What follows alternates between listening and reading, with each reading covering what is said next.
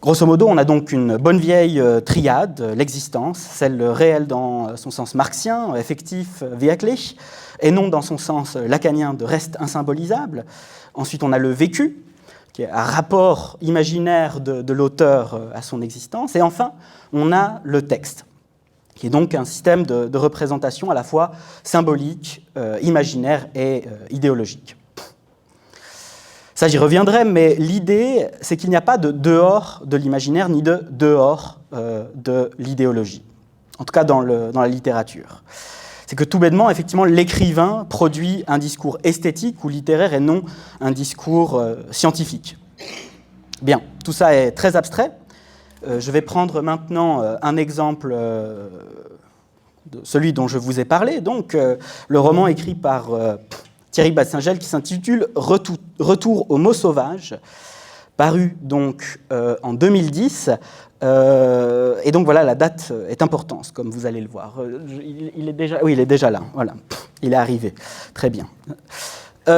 Donc, Retour aux mots sauvages, c'est, comme je vous l'ai dit, un roman d'entreprise. À la base, il devait parler de la rationalisation du travail des téléphonistes qui travaillent donc sur ces plateaux, etc., qui n'ont évidemment quasiment aucune marge de manœuvre. Donc leurs conditions de travail voilà, sont très désagréables. Non seulement ils sont en double écoute, ce qui signifie qu'un supérieur peut les surveiller, les épier à tout instant, mais en plus ils doivent, comme vous le savez sans doute, très scrupuleusement lire un script duquel ils ne doivent dévier en aucun cas. Donc l'écart entre ce qu'on appelle le travail réel et le travail prescrit en psychodynamique du travail est nul, ou tend à se nullifier, quoi. Bref, ils n'ont aucune autonomie, et l'auteur, en fait, à l'origine, veut insister là-dessus. Il veut montrer que cette néo-taylorisation du travail, pour ainsi dire, de la bouche, et c'est ça qu'il a envie de montrer, de mettre en évidence. Et c'est lui-même qui explique ça, du reste, dans des interviews, et c'est lui aussi qui explique qu'il y a un moment dans la rédaction où il est en train précisément de faire œuvre, où il se trouve soudainement contrarié par un événement X. Cette jeunesse première donc, de l'œuvre, l'idée de représenter la néo-taylorisation du travail des téléphonistes, est compliquée par la survenue de quelque chose, et la question c'est de savoir par quoi. Eh bien là, il est important précisément de préciser que l'auteur travaille à France Télécom. Or, je ne sais pas si vous vous en souvenez, mais dans ces années-là, il y a une crise des suicides à France Télécom, et elle éclate médiatiquement en plein été 2009, donc l'été juste avant la parution du livre. Or, c'est là que l'existence de l'auteur devient intéressante à regarder. Il se trouve que ce monsieur est conseiller mobilité au service des ressources humaines pendant toute cette période, même pendant... voilà. Donc le harcèlement institutionnel qui pousse les employés au suicide existe déjà depuis un moment pour votre gouverne. Ce procès a donc été jugé en 2019. L'entreprise a été reconnue coupable de harcèlement institutionnel à titre de délit pénal. Et la période qui est jugée, c'est 2006-2008. Mais bon, ça avait déjà commencé avant.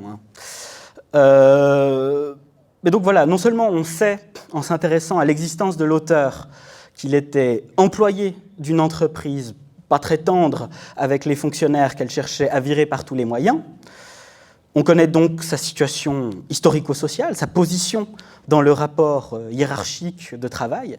On sait, pour jouer avec une expression, qu'il est entre la main des employeurs et puis les employés qui sont sur l'enclume. Mais en plus, on apprend en l'écoutant et en lisant les textes biographiques, on va dire, qu'il a écrits, des choses sur son vécu. Il dit « j'étais triste », il dit « les événements m'ont freiné dans l'écriture, c'était pas facile, etc. etc. » Et ce que l'auteur dit, eh bien, le narrateur, en « je » du roman, eh bien, il le dit aussi. Donc il est question de cette déprime, de ce coup de mou, de ce moment de tristesse dans les paroles de l'auteur. Il partage un vécu, et dans les paroles du narrateur-personnage qui partage un vécu similaire. Bref, il apparaît clairement qu'il se passait des choses dans la vie de l'auteur, des choses pas faciles au moment où il a écrit son bouquin. Et il est certain qu'on ne lit pas le texte de la même manière si on est conscient de l'endroit à partir duquel, ou de la situation existentielle à partir de laquelle il écrit. Donc en prenant en compte ici les variables existence et vécu, on ne va pas lire le texte ou le système de représentation de la même manière. Donc voilà, je crois qu'on retrouve ici de manière assez claire la triade de départ. Il y a l'existence de ce monsieur, elle est relativement objectivable, ici selon des critères socio-professionnels, mais on pourrait aussi étudier d'un point de vue bourdieusien sa trajectoire dans le champ littéraire, en montrant du reste l'interdépendance de son travail littéraire. Ce monsieur donc représente beaucoup le travail en entreprise parce qu'il y travaille, et le travail professionnel qui vient nourrir non seulement la bouche de ce monsieur, qui doit bien vivre comme nous tous, mais qui vient aussi nourrir son travail littéraire. Bref, ce qu'il faut comprendre ici, c'est que quand je parle de l'existence, je ne parle pas d'un truc monolithique ou figé, mais pourtant toujours relativement objectivable par rapport à un texte donné. À chaque fois, je chercherai à montrer qu'un pan d'existence déterminé est pour ainsi dire le matériau du texte. Donc 1, existence, 2, il y a le vécu de ce monsieur qu'on n'arrive pas à reconstituer entièrement, mais enfin, on trouve des traces de son vécu. En l'occurrence, j'ai une interrogation. Non, c'est bon. Donc des traces de son vécu, en l'occurrence, elles sont très claires. Le moment où éclate le scandale médiatique, donc été 2009, lié à la crise des suicides, il ne se sent pas bien et déclare être freiné, comme je vous l'ai dit, puis bloqué dans son geste d'écriture avant de pouvoir finaliser l'œuvre qu'il a déjà commencé à rédiger avant. Donc, slide suivante. Le lien est donc ténu, mais relativement évident. Bref, on a 1 et 2, mais que se passe-t-il en 3, c'est-à-dire au niveau du texte? Mais le moins qu'on puisse dire, c'est que ce n'est pas un reflet de 1 et 2, ou s'il y a quelque chose comme un reflet, c'est un reflet déformé. Texte comme système de représentation du rapport imaginaire de l'auteur à ses conditions réelles, c'est ça, ici, ce reflet déformé. Slide suivante, s'il te plaît. Je vous situe maintenant un passage du roman que je vais vous lire ensuite, où le protagoniste narrateur donc, parle avec sa femme de la période où il n'allait pas bien. En 2 mots, le protagoniste n'occupe pas du tout la même position que l'auteur dans l'entreprise. Là où l'auteur, on s'en souvient, est un petit cadre RH, le profil socio-professionnel du protagoniste est très différent. Dans son passé, donc dans le passé du protagoniste, il était, pour le dire dans le jargon de France Télécom, un lignard, c'est-à-dire un ouvrier monteur de lignes électriques ou téléphoniques et un technicien spécialisé dans la maintenance de ces mêmes installations technologiques. Bien, sauf que ces gens, et là, ce que je vous dis, c'est un fait historique, savoir-faire de ces gens, donc de ces lignards, au tournant du millénaire, devient peu à peu inutile, ou en tout cas beaucoup moins utile. Bref, beaucoup d'entre eux vont être licenciés, ou pour certains, ils vont être déqualifiés. Ça veut dire qu'on les met dans un autre service de troufion parce qu'on n'a plus besoin de leur savoir-faire de technicien. Alors on leur dit, soit tu pars, soit tu restes et tu prends ce qu'on te donne.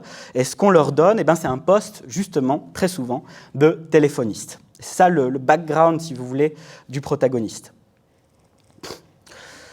C'est là qu'on a besoin, à ce moment-là, des prolétaires, et plus sur les lignes de construction. Bref, ce qu'il faut retenir, c'est quoi? Que le protagoniste, dont le prénom d'entreprise est Eric, je dis ça pour l'intelligibilité du passage qui va suivre, a un profil donc socio-professionnel de déclassement ou de déqualification. Et voilà. Et je vous cite donc maintenant l'extrait, bien caviardé, qui se situe au point de dénouement. Donc ça, c'est aussi important comme information du roman, donc le chapitre 69 sur 72. Et donc le protagoniste, comme je vous l'ai dit, explique à sa femme Voilà, tout ce qui s'est passé dans sa vie et toutes les bizarreries de son comportement. Et puis on peut passer à la slide suivante. Donc je lis. Il lui explique tout. Comment le frère jumeau, Eric, a débordé un jour sur sa véritable identité. Pourquoi il avait besoin de sortir de son rôle pour mieux expliquer à des clients. Des processus, comme on dit, déroulement de tâches. Il faut expliquer aussi les appels téléphoniques qu'on repasse par acquis de conscience. Nouvelle slide. Qu'aurait-elle fait à sa place? Comment aurait-elle réagi pour se sentir à nouveau utile dans un travail qui ne lui en laissait que si peu l'occasion? Il parle donc et déballe tout, les insomnies, la bizarre impression de ses mains devenues inutiles, et tout ce qui était arrivé en parallèle, ces drames qu'on ne comprenait pas, c'est donc les suicides. Les explications évidentes de la souffrance au travail depuis Zola. Qu'avait-on fait? Et si c'était normal, la souffrance, la peine, le tourment, l'affliction, slide suivante, la mortification, l'éreintement, les tourments, châtiments, pénitence, amertume, fiel, et le travail qui n'existe plus. Donc, la souffrance au travail non plus. Slide suivante. Elle écoute la logorée incessante, ressassée, et la peur revient, obsessionnelle. Tu ne vas pas déprimer comme avant. Avant, c'est se souvenir des journées de lent marasme, des heures passées à remâcher ce qui n'était devenu qu'un bruit de fond. Il fallait faire du moins dans l'équipe, éliminer à l'aveugle de la chair en trop. Combien au juste on ne savait pas trop, on rabâchait juste les mêmes graphiques de la productivité, une courbe de commandes qui partait en fléchissant, une courbe de charge de personnel qui ne cessait de monter. Le moins avait fini par prendre un visage, le sien et quelques autres. On dissolvait une équipe, on répartissait le boulot sur un autre groupe. Eux, solitaires de la débâcle des autres au début, finissaient par louer cette activité supplémentaire qui les sauvait. Lui et quelques autres avaient lentement dégringolé. Suivant. Long extrait, mais intéressant. En gros, ce qu'il faut voir, c'est quoi? C'est que le roman, ici, à mon sens, déraille. Il sort des rails qu'il s'était fixés. Le protagoniste, on s'en souvient, était supposé être un subalterne de bas étage, un téléphoniste, et soudain, quand sa dépression est mentionnée, elle est mise en lien avec un avant et avec un bruit de fond. Or, elle dit quoi, cette rumeur? Elle dit qu'il faut mettre des gens à la porte, les virer, et elle donne des ordres, des injonctions. Il faut faire du moins. Et puis le narrateur revoit des graphiques qui justifient cette politique de licenciement. C'est bien triste, mais il n'y a pas d'alternative, comme disait une charmante personne. Mais tout ça, ce n'est pas le personnage qui l'entend, ce n'est pas le narrateur, un employé au bas de l'échelle hiérarchique. Tout ça correspond au discours qu'entendit, c'est mon pari, l'auteur, dans son existence concrète de conseiller mobilité. Ce ne sont pas les téléphonistes qui devaient faire du moins. Eux, au contraire, ils devaient faire du plus. Ils devaient faire 10 appels par heure au lieu d'en faire 8. Mais les services RH, qui devaient, comme on dit, dégraisser le mammouth, autre belle expression, c'est donc eux qui devaient faire du moins. Et donc, qui entend, qui parle? Eh bien, c'est l'auteur ici, mais qui, en même temps, cherche à maintenir le cap, la vraisemblance de ce qu'il raconte, mais en vient à se contredire puisqu'il dit 1. Je déprimais parce qu'il y avait cette injonction de virer des gens, et on a l'impression qu'il l'entend, cette injonction. C'est la partie en rouge. Puis 2, ma déprime est venue parce que c'est tombé sur moi, parce que j'ai été la victime de la politique de licenciement, en bleu. Bref, celui qu'on entend parler de la déprime, c'est le bourreau, et le bourreau, dans cet extrait, se déguise en victime. Et alors, ces termes, je le précise pour ne pas avoir l'air trop stigmatisant, ne viennent pas de moi, mais viennent du texte et sont utilisés par le narrateur pour qualifier ce rapport à la responsabilité à l'égard des drames, comme il les appelle. Vous trouvez peut-être cette analyse injuste, trop rapide. À minima, ce qu'on peut remarquer, c'est qu'il y a un brouillage, une incohérence qui surgit ici dans le système de représentation. Le texte, ici, ne fait plus signe vers la cohérence interne du récit, mais fait signe vers l'activité d'une personne en mesure de licencier. Bref, l'activité du conseiller mobilité, de celui qui licencie. Mais il le fait en témoignant de cette expérience à partir du point de vue inverse, le point de vue de celui qui se fait licencier. Slide suivante, s'il te plaît. En un mot, la déformation du texte est très clairement une inversion de ce qui fut réellement. Ce qui fut réellement, ça c'est encore mon pari, bien sûr, mais moi je suis très convaincu de ce que je dis, c'est que l'auteur, Thierry Beinsteingel, fut contraint de participer à la politique de réduction des effectifs, c'est son existence, et qu'il en souffrit, vécut. Mais cela ne se donne que sur le mode ambigu et ambivalent du refoulé, retour du refoulé. Il y a des passages très intéressants, vraiment, où on voit s'alterner le retour du refoulé, le refoulement, puis espèce de palinodie comme ça qui s'enchaîne, c'est très intéressant. Et donc ça, on le voit surgir à plusieurs reprises dans le texte, hein, c'est pas le seul extrait. Donc tout ça, en analysant attentivement le texte, on peut le voir, à mon avis, d'une certaine manière, tout est là, à l'intérieur du texte, il n'y a rien qui est caché. Mais en prenant en compte l'existence et les traces du vécu de l'auteur, on peut confirmer une tentative d'explication du texte. Or ici, on a bien un texte qui a les caractéristiques de l'idéologie selon Althusser, car la structure romanesque, comme déploiement fantasmatique, fait écran, c'est-à-dire qu'elle est une illusion par rapport au réel de travail, mais elle y fait néanmoins immanquablement allusion, comme j'ai cherché à le montrer.